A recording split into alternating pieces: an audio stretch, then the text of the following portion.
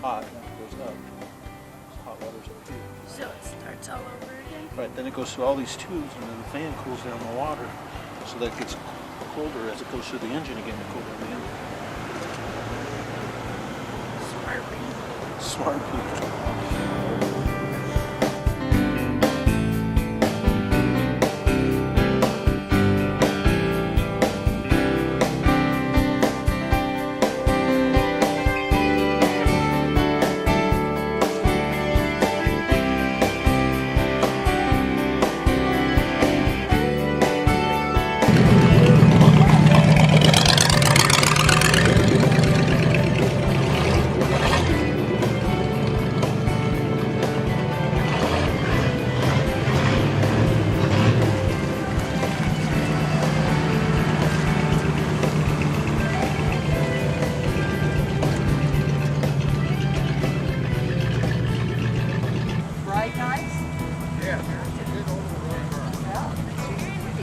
I don't like it running quiet. I'd have to hear my wife.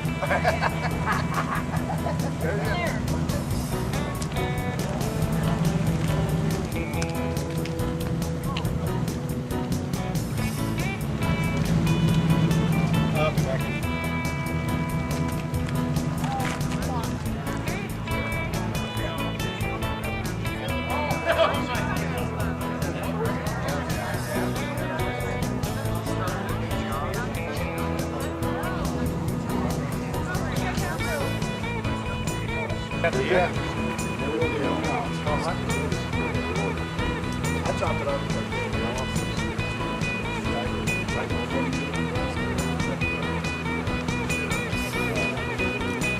Oh my God.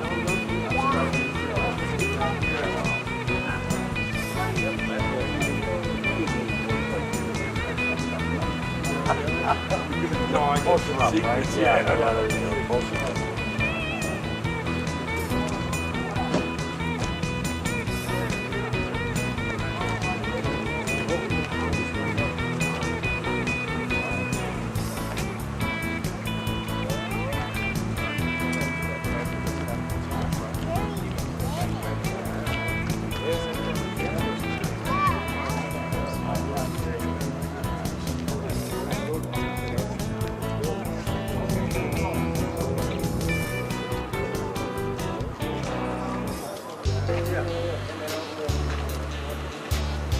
Oh yeah, that's right over there, yeah.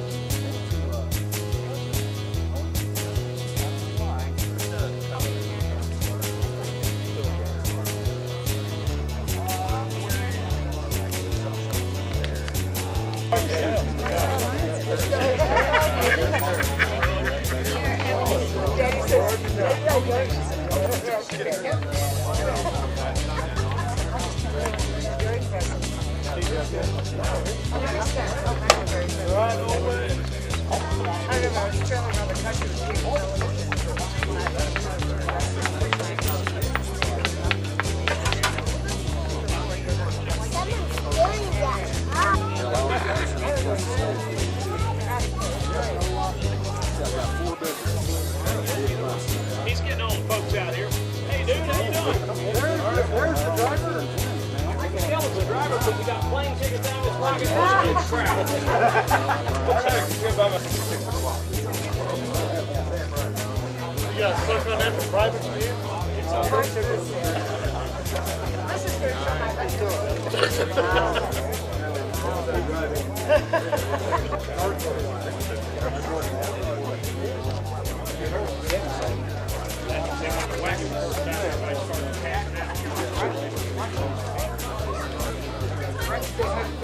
Well,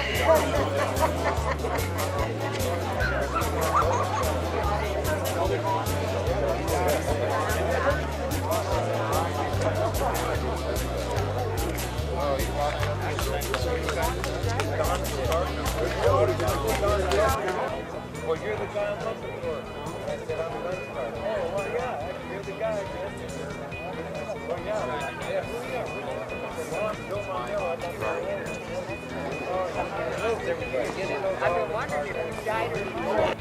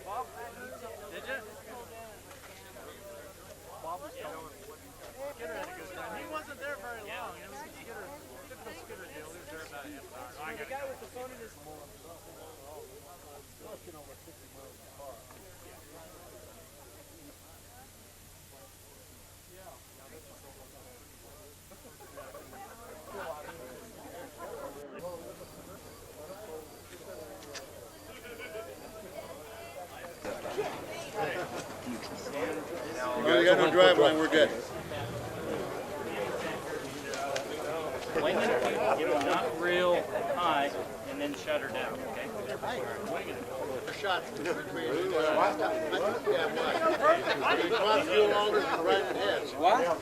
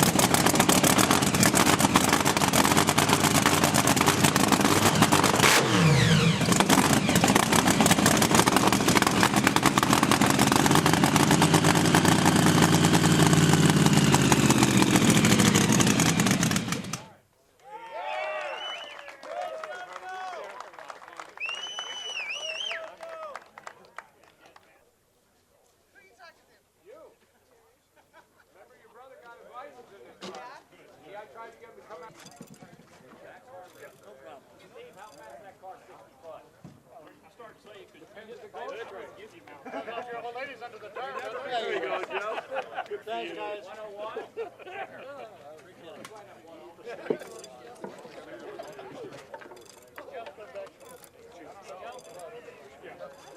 Sounds good.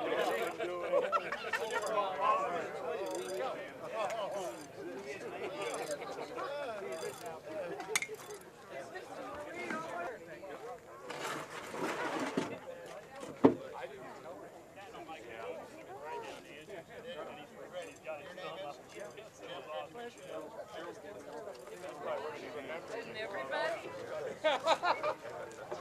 That's what she tells me.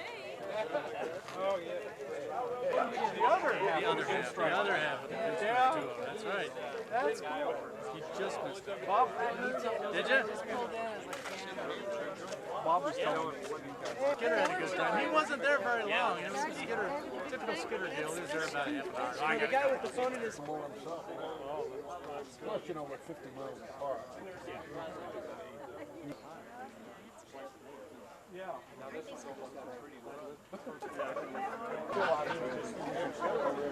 I got the Hi.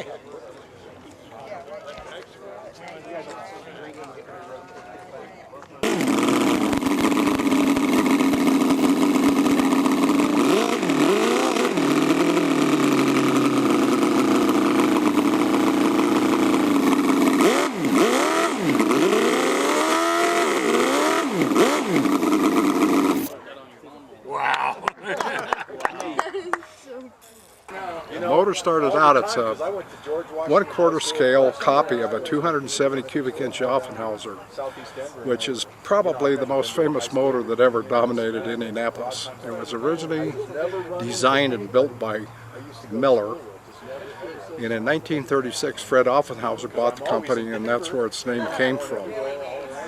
And it's always been a motor that I've had a love for from the time I was a kid. I used to go to Lakeside and watch midget races all the time.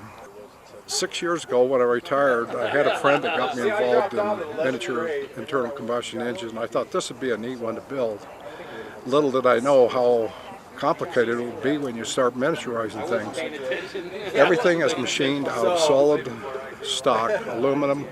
The block is made out of a solid piece of cast iron. It was copied as close as I could possibly copy to a real motor. And I was around one when I was a kid, so I knew how they were put together, and I, just from past knowledge, I knew how they were built, and then just started in one day and started making it, and 4 years later, the motor was finished. And here it is. Approximately 4,000 hours worth of work in this one. But it's one of my favorites, and I built a couple of V8s, but I'm going back to building 4-cylinder motors now. Just due to the complexity of the V8s. There's probably, I want to say 10 or 12 of them out there in the miniature world. I've seen a couple of them. One of them's good, one was bad, and one was mediocre. I consider this one here a little bit above that due to the fact that it's fuel injected. All the rest of them are carbureted. They use miniature aircraft carburetors on them, and they just can't get them to run right. And I thought, man, let's go ahead and build a set of Hillborn injectors for it, and everybody told me I was crazy, that, you know, it's impossible to build anything that small. The jets in each one of the nozzles is 4.5 thousandths in diameter. A human hair is 5 thousandths. It will not fit through the hole in the nozzle. And I have a real problem if I get the least little bit of dirt or anything like that, it plugs the nozzle up, and I got to tear the injectors apart and clean them to get them running again. But that's what makes the motor neat. And of course the Arden will be fuel injected too. And due to the fact it's quite a bit bigger motor, it'll be a lot, the jets will be bigger and it won't be as big a problem. This one here is only 3.63 cubic inches. The bore is 1 inch and a 32nd. It's got 1 inch and 3/32 stroke in it. But for the most part, it's built just identical to a 270-inch Offenhauser, only in quarter scale. This is my rest and relaxation and aggravation, I guess you can say.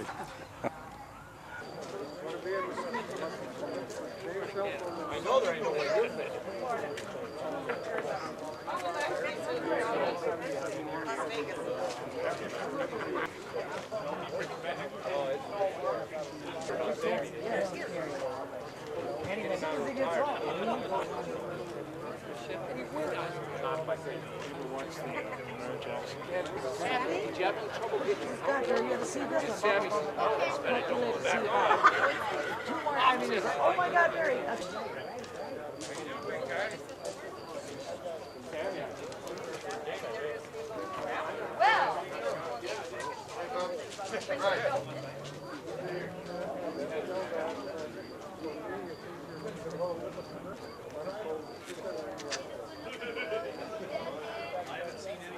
Hey.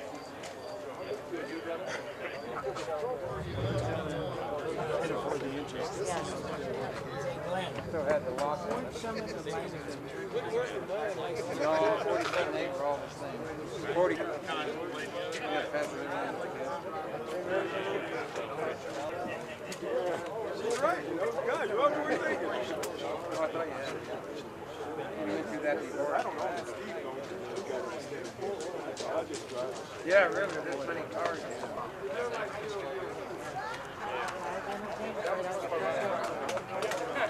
After last round,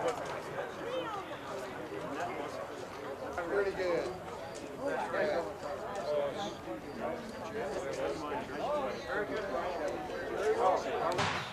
Transparencies and negatives. Now the transparency is really old. Will it lose something? It's always in the box. Yeah, it can. You'll still lose it. Yeah, it can. Told you.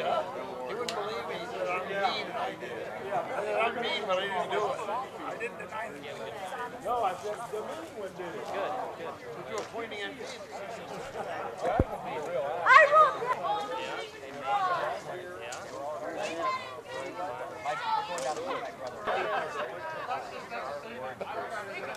Yeah, he's a lot better when he hits. You better.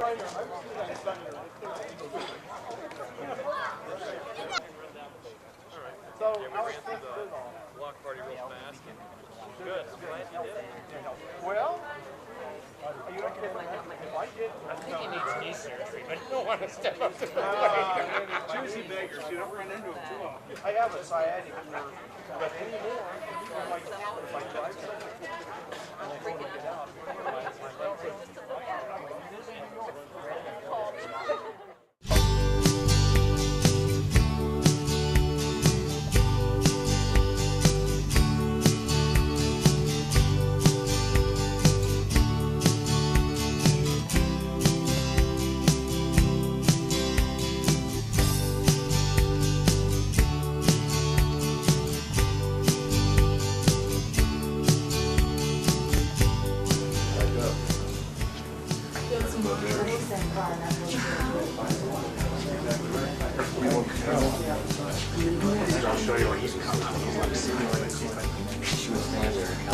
not back on. It's back on.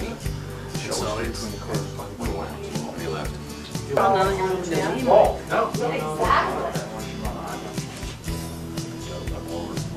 Oh, did you? Yeah, it's all junk parts. It looks good. Rented, yeah.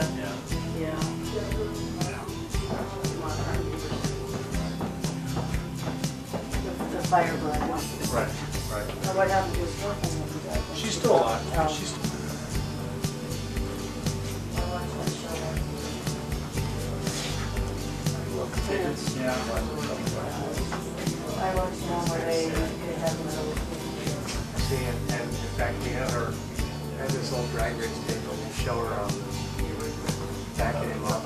And usually, like if you wanted to go this way, you go like this. If you wanted to go this way.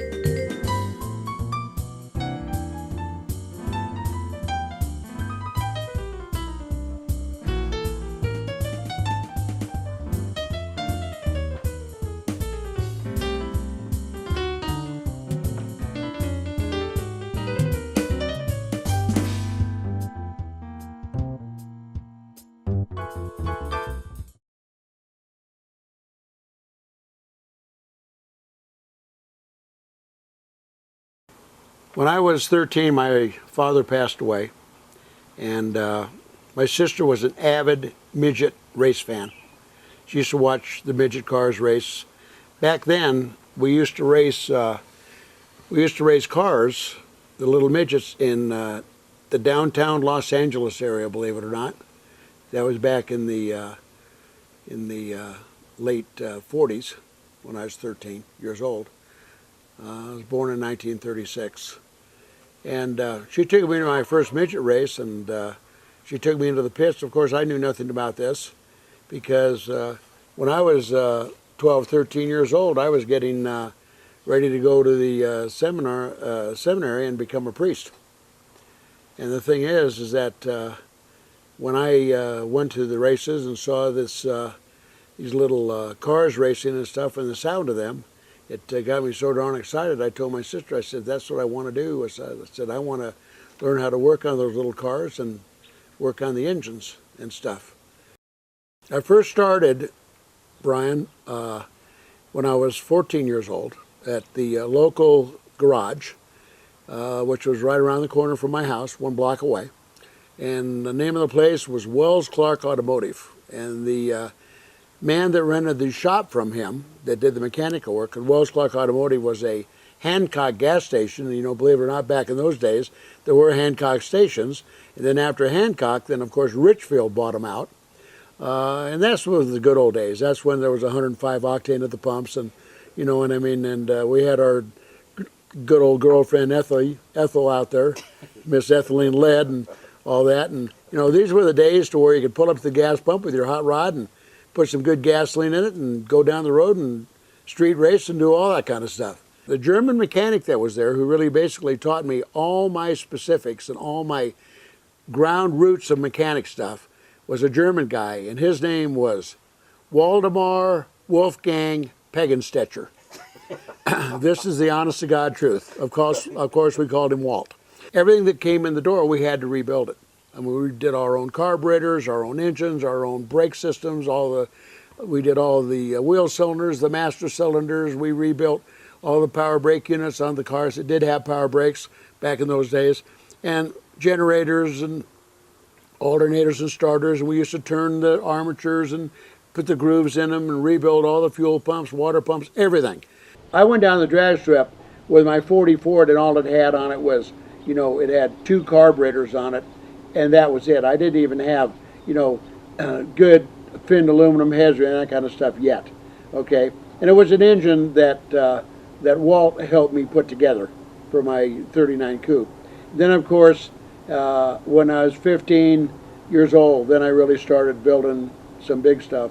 My 39 coupe, by the time I was 16 years old, had a 301 cubic inch flathead in it with 4 carburetors, you know, 10-to-1 compression, all that kind of stuff. So it was quite a hot rod. Let me ask you, did the carburetors ever leak gas?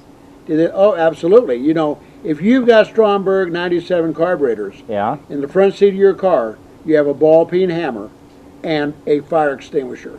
The ball peen hammer, of course, is to tap on the top of the carbs to get the needles and seats free from sticking.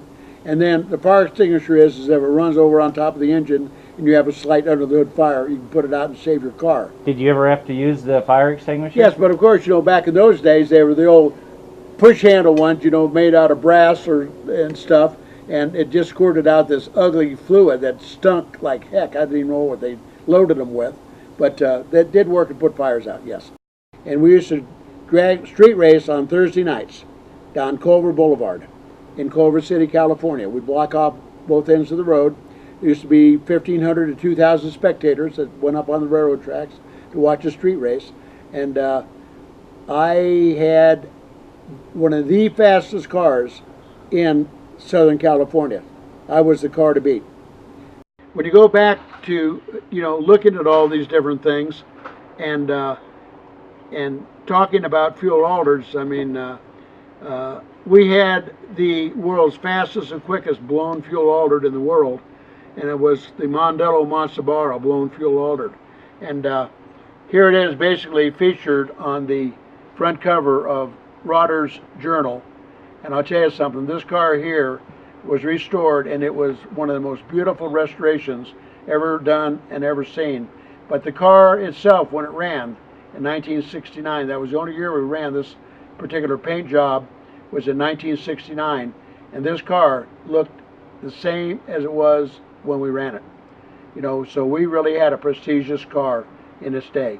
And this car in 1969 at the U.S. Nationals ran 724 at 213 miles an hour. And that same year, Schumacher, with his funny car, he set the funny car record at 713 at 210 miles an hour. So we were faster than the funny cars were in a blown fuel altered that many years ago. Mondello porting opened in 1959. Walt himself raced jalopies. He raced flathead Ford jalopies at the local circle track. Okay. I used to do the porting relieving on his blocks. He started teaching me the porting aspect when I was around 14. And then I started working there, and then there was a real hot shop in Santa Monica, California called Jack Kennedy Automotive. And he was building flatheads for everybody that really ran fast. And they used to all run out at Saugus Drag Strip and stuff in Southern California also. I see you've got a cast on your left hand there. What's that from? Well, that's when I wore the thumb socket out for grinding cylinder heads by holding the grinders. Then they take half of a tendon out of your left arm. They put it through the thumb. They roll it up, and then they put it back into the cleaned out socket area and build a new joint for your thumb now to write on. So how many sets of heads do you think through the years? Do you have any numbers? Have you ever thought about what Well, you've done? I know I've done over 100,000 intake ports and 100,000 exhaust ports, and I've ported and polished over 275,000 combustion chambers. Because I had 19 head porters working for me, and I did all the chambers for all 19 head porters. I did all the valve jobs. I've ground over 1 million valve seats. I've refaced over 1 million valves. So, you know, I think I've done a couple of them. Now, famous people, God, there's a tremendous amount of them. But, you know, the real famous guys, Don Garlitz, Don Perdome, Tommy Kuhn, the great Garramone-Lawlor, Coletta, the old man, and, you know, that list goes on and on and on. Then we get into Shelby, Carroll Shelby. Yeah, what did you do for him? In 1967, all the GTs that won Le Mans, first, second, third, and fourth, all had Mondello heads on them. Ed Pink, Keith Black, Dave Zuchel, John Abbott, and also the Pikes Peak guy, Frank and Kay Peterson. I mean, I did all their Oldsmobile heads, and I did those all through for the Oldsmobile factory. 95% of all the cars in the Northwest, all the way from top gas to top fuel, back in those days, all had Mondello heads. In 1972, Oldsmobile said, Joe, we want you to build an Olds and put it in a jet boat and go down and run the Parker 9-hour Enduro. So they gave me all the money to build the engine and everything, and they gave me a set of Corilla rods and all the stuff that we needed to be competitive. So we built an Oldsmobile and ran the 9-hour Enduro in 1972 in the jet boat class, and we ran 690 miles in the 9 hours with this jet boat, and we were in the pits 6.5 minutes total. We won that event. So we went back in 75 and 76 with two 496 cubic inch big block Chevrolets with tunnel rams on them, and we won the race 2 years in a row back to back. Nobody's ever done that up to that date. Nobody's done it since. And those were your motors in there then? Totally my engines. At the time we set all those records, and those records have never been broken since, and nobody has ever gone as many miles or has been in the pits the least amount of time as we ever have been. We have never been acknowledged for that. Well, the Hall of Fames I'm in, I'm in 5 of them. Okay. And the 5 that I'm in the, consider we're up here in Colorado, I'm in the Superflow Hall of Fame, which is a Lifetime Achievement Award. I'm in the 100 of the first and most prominent innovators in Hot Rod Magazine in that Hall of Fame. I'm also in the Bonneville Racing Hall of Fame, and I'm also in Don Garlitz's Hall of Fame. But Brett is my #1 cylinder head guy, and myself. And we are doing a tremendous amount of R&D work today, but we are doing a lot of stuff on the 5.7 and 6.1 Chrysler Hemi, the new 392 Chrysler Hemi that they're coming out with, and the new 426 Chrysler Hemi they're coming out with. We're making more horsepower, more torque out of those heads than all of our competitors, even more so than the CNC head that Chrysler themselves are doing at their own facility. We're even improving on that cylinder head. I'm building for Don Garlitz right now a new set of those heads that will be put into a test vehicle that Garlitz will be running down the drag strip in one of his old nostalgia cars, but he's going to make it, you know, a legal nostalgia car. And it'll be a front engine car, and it'll have one of the new 392 Hemis in it. we are, next week, I have a meeting with Lou Arrington Racing Engines in West Virginia. And we are going to be putting together a new cylinder head, which will be called a Mondello Arrington Hemi head. And this will be offered to the whole United States and to all the public out there to be purchasing this new cylinder head. And this head will be a reworked, remodified 5.7, 6.1, or 6.3 Hemi, or 6.4 Hemi. And we'll offer them to anybody out there that wants to purchase them. I really don't look at myself as a famous guy. I just look at myself as, you know, starting doing what I was doing years ago, and today I can honestly say, you know, my hobby is my job is my hobby. And I said, when you look at it from that standpoint, how can you have anything better in life? You can't. That's right. That's why I don't want to quit.